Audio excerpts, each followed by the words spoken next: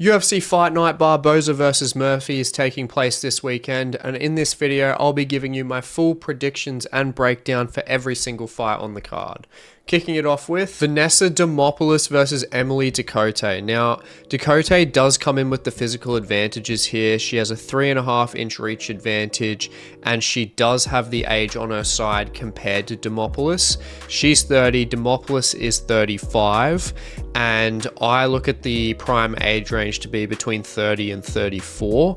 And then, I mean, you've got that like 35-year-old curse especially when it comes to those title fights, and that's pretty evident where you do see a decline in fighter performances when you get past 34. So that is something that's going against Demopoulos, especially with this fight being at such a light weight class. And when we're looking at reach, Demopoulos has the second shortest reach in the UFC at the moment, and she's not even a striking oriented fighter, so that makes it even worse for her when it comes to that stand-up game.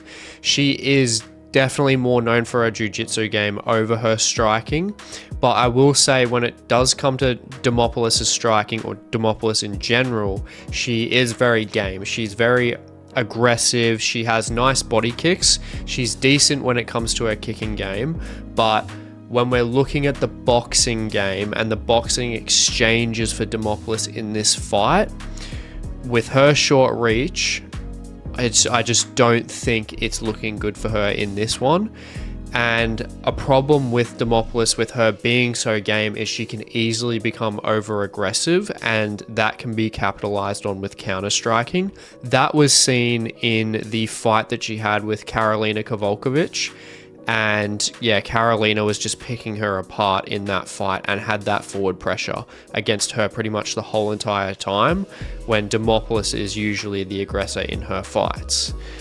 And when we look at Ducote, she does absorb a lot of strikes, but her boxing offense is a little bit tighter than Demopoulos's, and she has very nice leg kicks as well. And Demopoulos is not good at takedown defense at all. And I think she does struggle with her get-ups as well. I've definitely seen that through some of her recent fights in her career. Her recent fights in the UFC especially.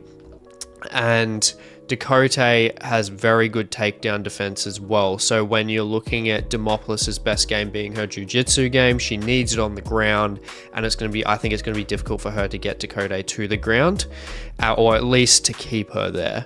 So I think ultimately, if Demopoulos doesn't get her to the ground and pull off a submission, then I think Ducote will take this one by a decision win, and I think that'll just be from landing the better shots on the feet. Moving on to Alatengheili versus Kleidison Rodrigues. Now, Alatengheili has definitely got the experience advantage over Kleidison. He's got double the amount of fights that he has, but his strike absorption and his ability to take shots, especially up top when fighters against him are headhunting, it's definitely where he is at his weakest. I don't think he can take headshots as well as he can take shots to the body, shots to the legs. And yeah, he's been knocked out 3 times in his career. So I do think his chin is at least a little bit suspect, and especially when we're looking at this matchup specifically. Because when you look at Kleidison, he has strike accuracy, he has a good strike accuracy percentage, he's got KO power, and he has an overall output advantage over Alatengheili as well. Now, similar to Demopoulos, Rodrigues can be aggressive with his strikes, which, if Alatengheili is composed enough to capitalize on it, then he can find some success.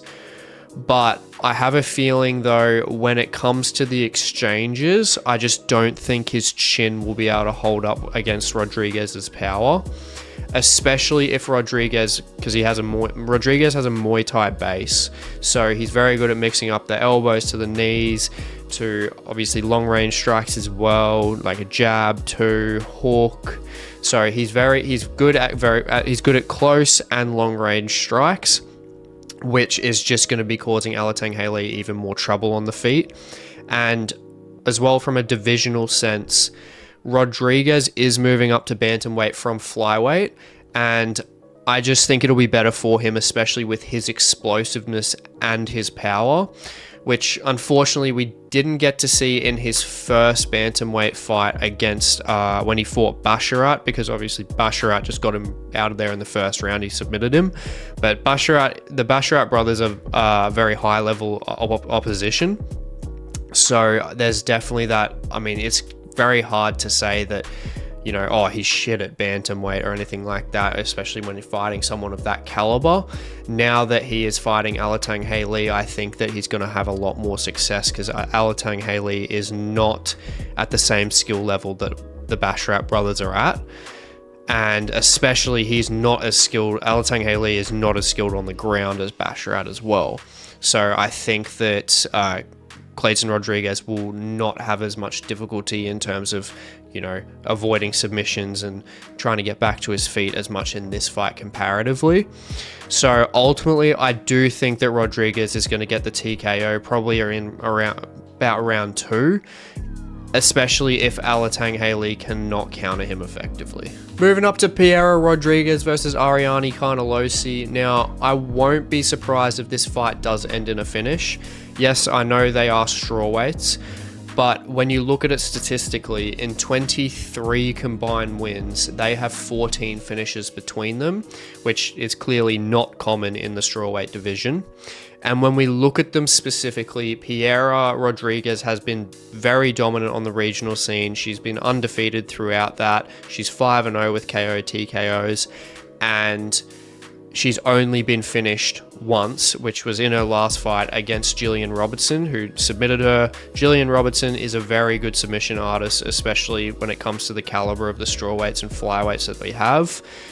Gillian Robertson is definitely up there in that department, and Gillian is also a natural flyweight, whereas Piera is a natural strawweight. So there was that disadvantage there in terms of overall size. But when we're looking at this matchup specifically, Carnelossi is a little bit smaller than Piera. I mean, there's a 1 inch height difference, which isn't much, but the reach advantage is 2 inches to Piera, which definitely plays well. Even if it's 2 inches, it definitely plays well into Piera's game, because when it comes to her stand-up, she uses a lot of straight shots, and she has a higher output and just lands more overall than Carnelossi does.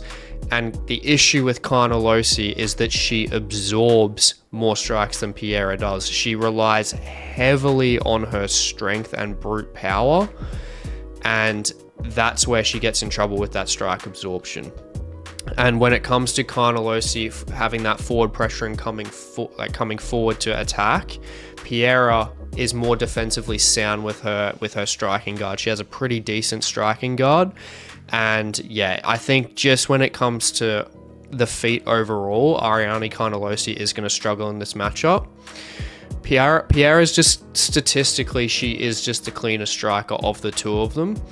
And just because she did lose to Gillian Robertson on the ground, I understand she's 0-1 in the submission game, as you can see on the screen, but that doesn't necessarily mean that she has a terrible ground game. You know, like, fighting someone of that caliber does not mean that you are completely just terrible on the ground. It's the same with Kleidison Rodrigues and Farid Basharat. You know, fighting someone of a higher caliber like that and just losing in that way once does not really give us a full picture of how good they are on the ground. And yeah, ultimately, going back to this fight though, I just don't think Carnelossi has the tools to get it done on the ground as well. Carnelossi, she is definitely stronger than Piera, but again, it's just that she does not have great fight IQ. She just uses brute strength. She just tries to run through the opponent without really using any technical form of striking. And understandably, that's where a lot of KOs come from in the regional scene, when you're having lower caliber fighters, when you're fighting lower caliber fighters. But when you're in the UFC, I don't think that is a smart tactic to use. And that was completely evident when she fought Lupi Godinez. Lupi Godinez completely handled Carnelossi, destroyed her on the ground. And an issue with her being on the ground as well is Piera is pretty good with her takedowns also. So ultimately, unless Carnelossi can bully Piera in the clinch or find that really clutch KO shot and just times it, I just think Piera wins. Honestly, I think she wins. I think she will win by a decision though, because to Carnelossi's credit, she has a chin. When you look at that fight with Lupi Godinez, she was getting lit up and she was taking heavy damage, and she kept moving forward. She kept staying alive. You know, she didn't get knocked out. She didn't get split from consciousness. So you got to give her that. She has very good survivability, is basically what I'm saying. So I definitely think it's fair to say that Piera will get this fight done by decision. Moving up to Abus Magomedov versus Warlley Alves. Now, I would definitely feel more comfortable if this was a tough era Warlley Alves against Abus Magomedov, but it's not, which sucks. Because Warlley Alves has just, in the last few years, I mean, the game has just overtaken him. He's had a lot of bad losses, and I just think that this fight just ends very badly for Warlley, to be honest. Abus's record it's definitely padded when you look at his fights throughout the regional scene, to an extent, but he has only lost to elite opponents when it comes to the UFC. He's lost to Strickland, and he's lost to KO Baralho as well. And that is down to Abus Magomedov's style. Abus Magomedov is extremely aggressive in his style, but Strickland can shut that down because of his amazing defensive capabilities. And Baralho was able to shut him down because of his evasiveness and his composure in the fight, which Warlley Alves doesn't have any of those abilities to disrupt Abus's game, like Abus's pressure. So yeah, looking at Warlley, having that harsh losing streak, and only, like, literally in his last 5 fights at least, he's only beaten Lazez.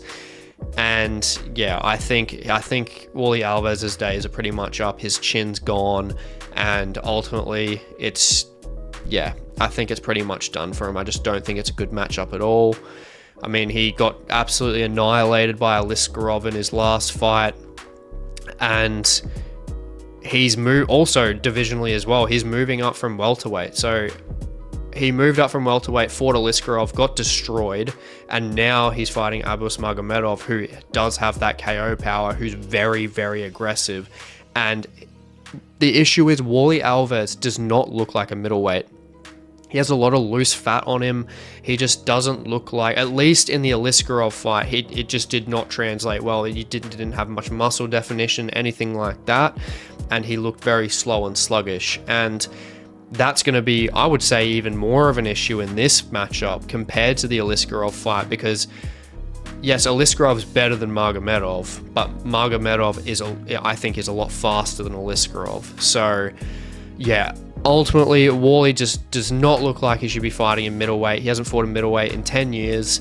And ultimately, I just don't think he can handle middleweight power. So I do think that Abus is going to get this done by a round 1 or 2 TKO, or even a KO flatline finish. Moving on, Tamires Vidal versus Melissa Gatto. Now, both have BJJ bases, but Gatto is more advanced in the submission department specifically. And she's never been finished in her career. She's only lost to top opponents, being Tracy Cortez and Ariane Lipski as well, or Ariana De Silva now, who are both ranked, and both of them have good striking, have that KO power. Well, Ariana Lipski has the KO power, and Tracy Cortez definitely has that volume, pretty good boxing. So basically, she has fought decent opposition, and she has only lost to decent opposition. Whereas Vidal has not fought the same caliber of fighters, and she is very poor off of her back.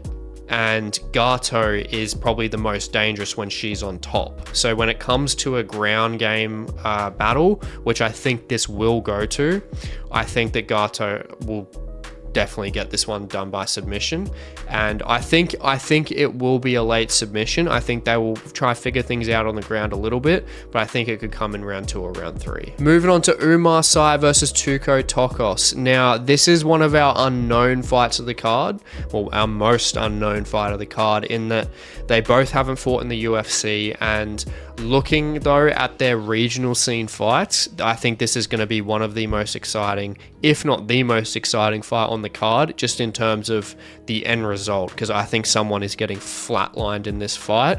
When you look at them on the regional scene, Tuco, firstly, he has pretty composed striking, and the only times that he has been finished are by pretty decent opponents. And they've both been brutal KO artists as well. We've got Zhang Mingyang, who's currently in the UFC, and Zhang Mingyang has finished every single win he has in the first round. And then there's Tai Gerder as well, who's in Bellator at the moment, I think, who he himself has never been finished and has finished all of his wins as well.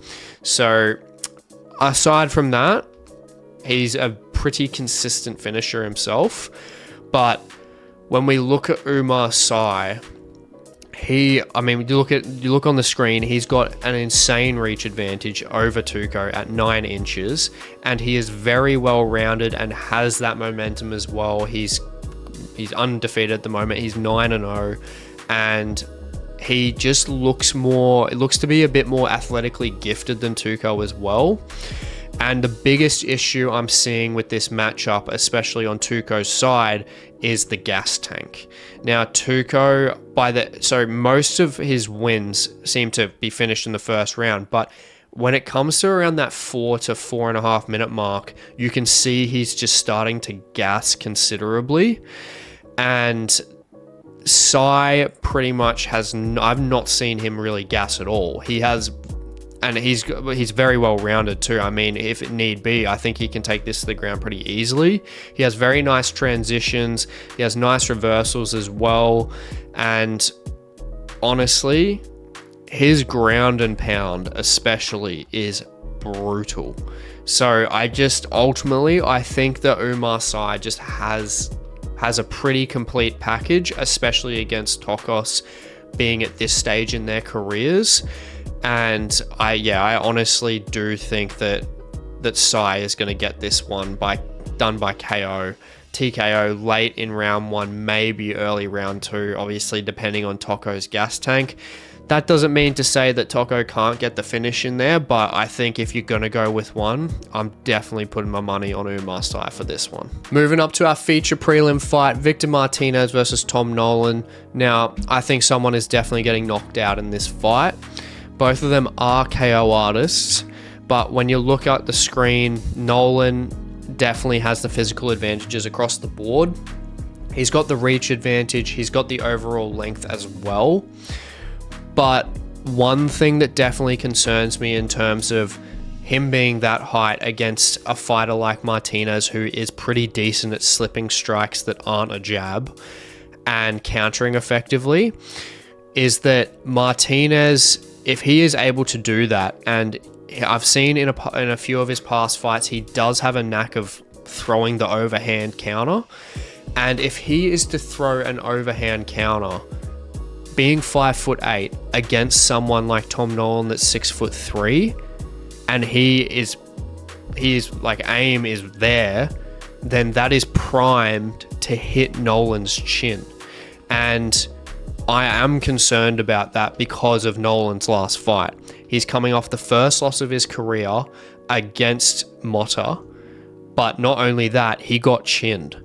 And that was with a straight strike as well against Motta. Now, what can an overhand do to him?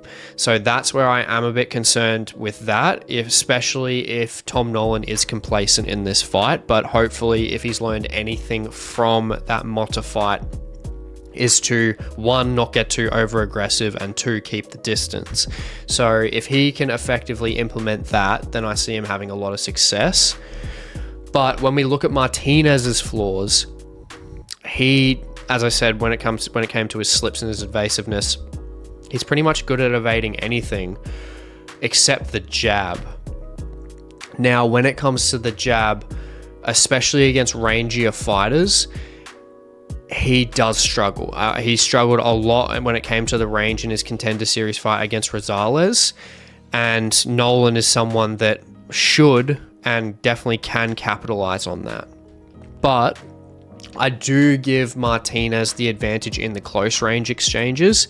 He has very decent hooks, but hopefully if Nolan actually learns from that last fight against Motta, he will pace himself and pick the shot effectively, which I think he will do.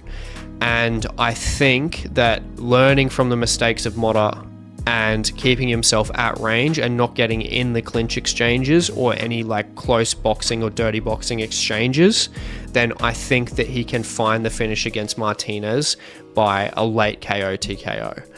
I just think that when you're looking at Martinez, if he is able to close that distance, I can definitely easily see him getting the finish as well.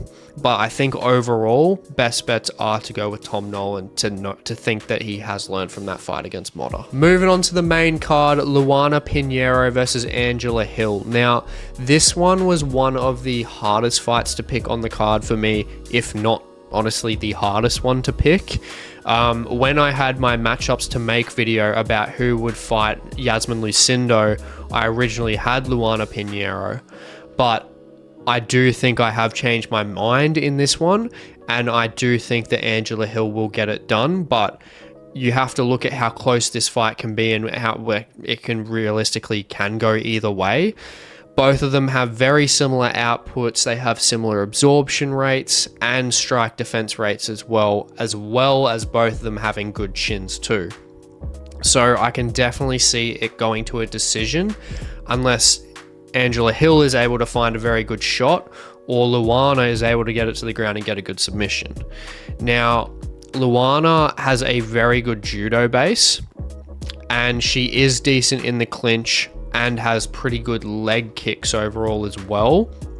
But I'd probably say that's as best as I could go when it came to digging.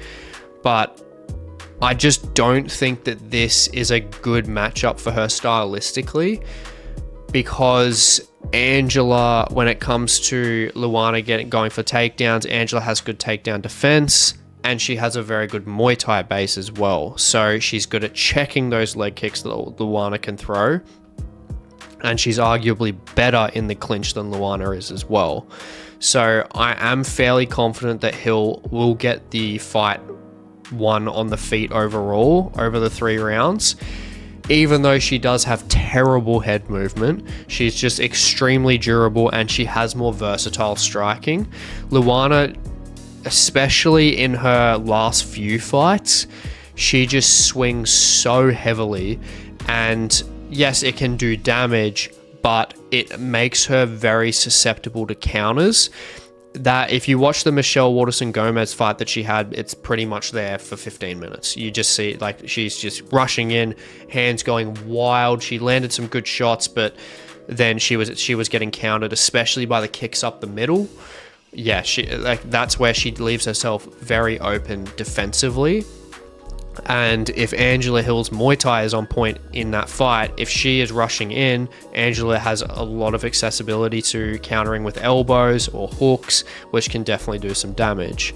So I do think overall when it comes to the feet, Luana has to get this fight to the ground.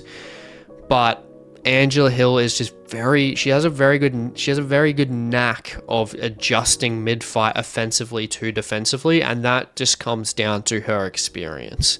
So I do think that she will do a good enough job of defending the takedowns of Luana and then countering effectively, and I think that will get her the decision win in this one. Moving up to Adrian Yanez versus Vinicius Salvador. Now, this is a pretty big opportunity for Vinicius Salvador, especially obviously to get into the rankings. But I do think that this will be a pretty fun fight on the feet overall.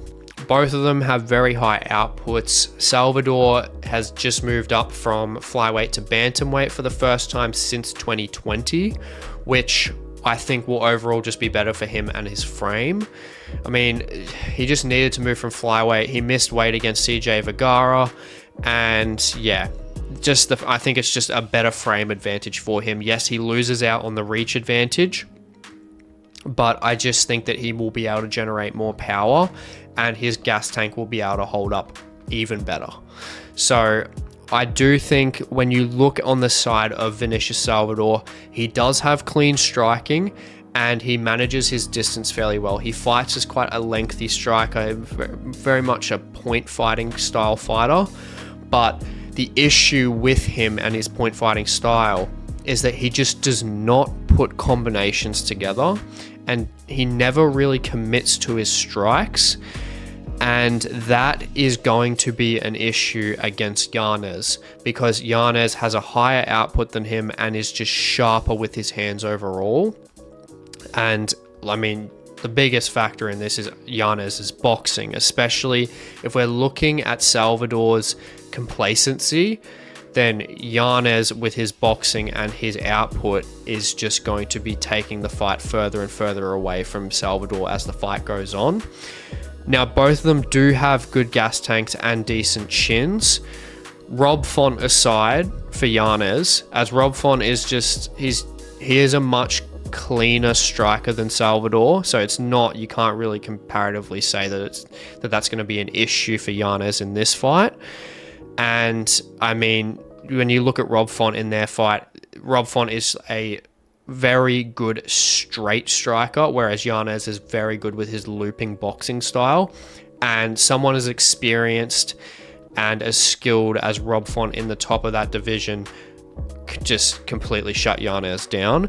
And I think that's where that experience carries over as well. You got Rob Font overtaking Yanez with experience, and I think Yanez will overtake Vinicius Salvador with experience, not in terms of fight numbers, but in terms of caliber of fighter that they've fought.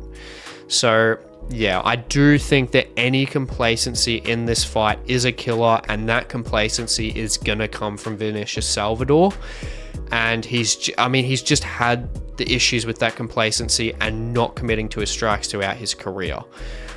And I do think that this fight does stay on the feet. Salvador, he does have a BJJ base, which it does not translate to MMA at all. He's 1-1 with his submissions, as you can see on the screen. And yeah, I just don't see a submission threat there from him. And Yanez himself has never been submitted, and he's never been taken down in the UFC either. 100% takedown defense rate. So I would be very surprised if Vinicius Salvador gets a submission in this one. And overall, I just think it is going to be in Yanez's favor regardless anyway. I think Yanez will just get more and more confident with his striking, especially through his combinations as the fight does go on, and he sees that complacency from Salvador. And through that, to be fair, Salvador does have a pretty decent chin. So I do think that the overall volume and the combinations from that for Yanez will get him this fight done by a decision or a third round TKO possibly. Moving up to Themba Gorimbo versus Ramiz Brahimaj. Now, Gorimbo, he does have decent power, especially when he uses his overhand right. He dropped Sato and took out Pete Rodrigues with it. And not to mention, when it comes to that striking and that power, he also has a long frame. He's 6'1" and has a 77-inch reach, and he uses those long weapons very well in his fights. He likes to use jabs, he uses teeps, and especially with those teeps, they will work very well because he has a 4-inch leg reach advantage, let alone having a 5-inch reach advantage over Brahimaj. So I do think that the advantage is pretty heavy for Gorimbo when it comes to the striking. And he has pretty good takedown offense, but I think you need to remove the takedown offense from this fight, to be honest, because that is where Brahimaj is easily going to have his best chance of winning this fight. Brahimaj definitely has the submission threat advantage, just the grappling advantage, but he has been out for 2 years, and when it comes to, I think the striking game is where we really need to look at this fight. He absorbs a lot of strikes, and he just has to get this fight to the ground, but I honestly don't see him doing it without hurting Gorimbo.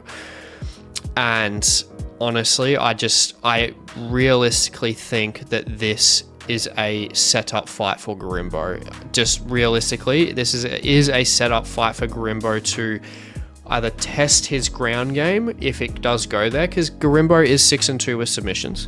So, I mean, it's not like he's completely useless there, but it's just stylistically, it's just Brahimaj is, I just think that he is a little bit of a different caliber in that department. But yes, I do think that the UFC has made this fight so that Gorimbo will test his ground game, and mainly so that he can showcase his striking. Now, outside this actual matchup though, Gorimbo did state in an interview that his coach's mum just died, and to take away, I know it's random, but to take away from that interview, he was extremely emotional, which when you look at that, that could possibly lead to him being over aggressive and emotional in the actual fight, or it could make him more focused and determined, which does make the fight harder to predict in that sense. So that, in terms of the psychological point of view, not just the statistical point of view, it does make it more difficult to predict, to be fair. Now, if Brahimaj is somehow able to find a good shot or get him to the ground, I am concerned for Gorimbo in this fight. But ultimately, I do think that Gorimbo will honestly be able to get the better of him with the striking, and I don't think that there is going to be any real negatives to him in this fight when it does come to that psychological standpoint. I do think for someone like him, I think it will make him more determined, and with that, I do think that Gorimbo will get a KO TKO, and I think he'll get it around the second or third round. I don't think he'll get too aggressive at the start, just in case Brahimaj is able to trap him.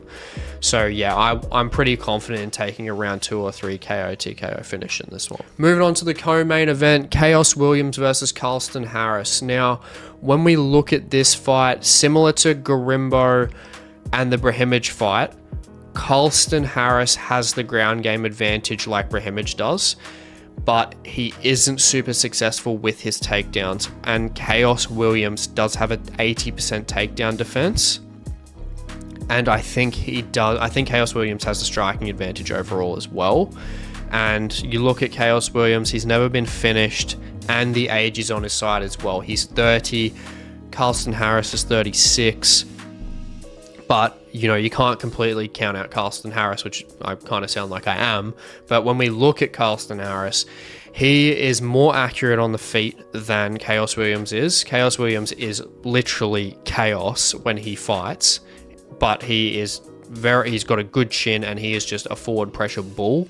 But when we look at Carlston, yeah, more accurate on the feet, and he is better in the clinch. He is definitely better in the clinch in the terms of, you know, utilizing a better variety of strikes. He utilizes elbows, his knees. I think he would just be more active in the clinch overall, which I think is where he wants to get this fight, either the clinch or he needs to get it to the ground for sure. And I do think when it does come to Carlston, I mean, he is older, he has had more experience overall, and I think that he is more well-rounded. He does have that submission threat there in comparison to Khaos Williams, but I don't think he has the same power that Khaos Williams has, and I think that specifically is where the issue lies in this fight. Khaos definitely has the power advantage in this one, and he is extremely aggressive. As I said, he is just a bull, and I honestly think that he will be able to overwhelm Carlston Harris, and I think he will get a KO TKO finish in the second or third round, very similar to the last fight. I just think that Khaos will be able to get the better of him and just overwhelm him, but you can't count out Carlston Harris, especially if he does find success in that clinch or he gets it to the ground. But yeah, ultimately with that takedown defense of Khaos Williams and just his forward pressure ability, I do see him finding the finish in this one. Moving on to the main event, Edson Barboza versus Lerone Murphy. Now, after doing more research on this fight, I have changed my mind about who I actually think will win this. Now, that's obviously going to change who I picked for Alatengheili to fight next in the UFC 300 matchups to make. Definitely go check it out if you want to see a bit more of an in-depth analysis as to who's going to win this fight and why it's a good matchup against Alatengheili. But aside from that, let's look at the specifics of each fighter. When we look at Lerone Murphy, he's a very technically sound, orthodox style kickboxer, and he manages his gas tank very well when he fights. And on top of that as well, he's actually got very good striking accuracy. He reminds me a lot of Leon Edwards, but just at featherweight, and obviously not that caliber, but he's very much in that kickboxing realm. He is like Leon Edwards. He manages his cardio very well. He has that striking accuracy, picks his shots very well. And not to mention that, he obviously has the momentum as well. He's undefeated in his career at the moment. He's 13-0 with 1 no contest. But that being said, this is where that change-up comes in. I honestly think that Barboza does have the tools to get this one done. I think that Barboza is more versatile on the feet. He has the KO power as well. Lerone Murphy has the KO power too, but when it comes to that versatility, that KO power can come in so many more ways, shapes, and forms. And the biggest thing in this fight is 100% Edson Barboza's experience. I mean, he has way more experience than Lerone Murphy. And you look at the top 5 people that Lerone Murphy has beat, and then you compare that to the top 5 people Edson Barboza has beaten, and they're just not even comparable. You know, Edson Barboza has so much experience against higher caliber fighters, and yeah, Lerone Murphy's career just cannot compare to that. Now, Murphy, as a overall mixed martial artist, he's not just a kickboxer. He has a decent takedown game and a good control, and he showed that pretty well against Josh Culibao. Now, and that pretty much won him that fight, to be honest. And Josh Culibao is literally the best fighter he's fought. So I do like Josh Culibao, but that puts into perspective how many more better fighters Edson Barboza has fought throughout his career and beat. Now, Lerone Murphy has that takedown game, but Edson Barboza has a decent takedown defense though. And if his level of fitness is at the level that it was against Sadiq Yusuff in their fight, I can definitely see Edson Barboza digging deep across the later rounds. And honestly, I think he can pull out a KO or a TKO finish in this fight, or possibly get a decision. Now, that being said though, this fight is very hard to pick because their styles are pretty much mirrored. And obviously that comes down to like me switching up my answer to who I think was going to win this between the matchups to make and this video. Just you look at the way they're mirrored, the only differences you can really see here, I mean, even physically, they're pretty much the same. Edson has the wider range of tools on the feet, and then Murphy has a better takedown threat, which I think will be utilized very well when the fight goes on if Edson Barboza does not have the same gas tank that he fought Sadiq Yusuff with. So ultimately, we are riding on Edson at peak fitness, which I think he will. I mean, he is a professional, and if he is at that same level of peak fitness, regardless if he's 38 or not, I can see him outclassing Murphy on the feet in this fight. But if he's not at that peak fitness, I can see Lerone Murphy easily finishing him as well, or getting a clear decision win. I think it is that close, and I don't think the odds should be that split in Lerone Murphy's favor. I think it should be a pick'em, just especially because of that caliber of fighter that Edson Barboza has fought, and the caliber of fighter that Edson Barboza is himself. But obviously the odds are swinging towards Lerone because he is undefeated, and he does have that momentum there as well. So, I mean, that momentum overall. And he's younger. That's obviously where that sway is. And yeah, like ultimately, I do think it's Edson Barboza's fight. I think that it's going to be very tough and very close, but I think Edson can get it done with that striking versatility. And I think it's good for Edson Barboza to fight Lerone Murphy as well, because it is a more favoured stylistic matchup for him, especially in recent times. He's not having to fight wrestlers, you know, not grapplers. I mean, you know, Lerone, first and foremost, he is a kickboxer. So I definitely think that this is going to be a good fight, but I honestly do think that Edson Barboza will be able to edge it. Moving up to our fight card awards, we kick it off with Fight of the Night. I'm going to give Fight of the Night to Victor Martinez versus Tom Nolan. I think both of these guys, I mean, you look at them, they're high output fighters that really only utilize stand-up in their fights. They really only have the stand-up in their arsenals when you look at their records. And with Nolan having those physical advantages, I think Martinez just doesn't really have a choice but to make it scrappy. And scrappy fights can often lead to fights of the night. And also, they are opposite stances, so that often leads to more openings compared to mirror stance matchups, because they aren't really, especially an orthodox fighter is always, pretty much always struggles with a southpaw to an extent, and especially if they're not at the top of the game.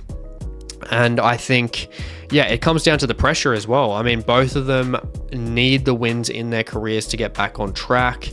And yeah, honestly, with all those things put together, I can see this being a very good scrap before we do get the finish overall.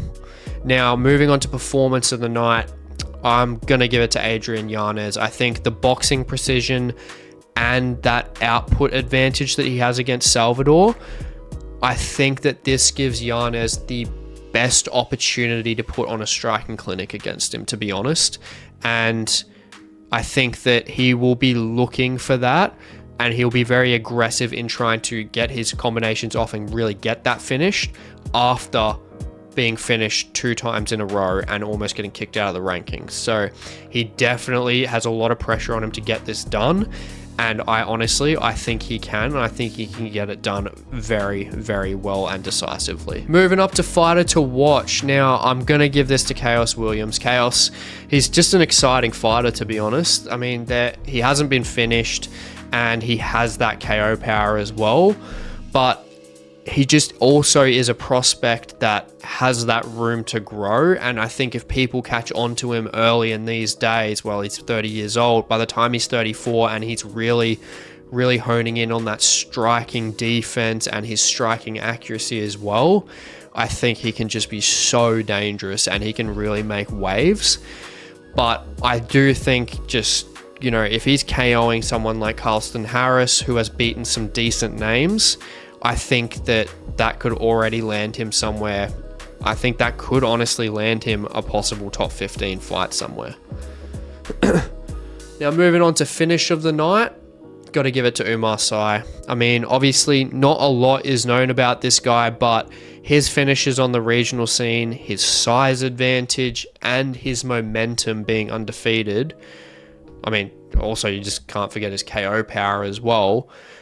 I just feel like it makes it a bit of a no-brainer, at least for me, to give him the finish of the night. I honestly think Tokkos is going to go to sleep in this one. Now, if you've enjoyed the video, please like, comment, subscribe for more MMA-based content, and I'll catch you in the next one.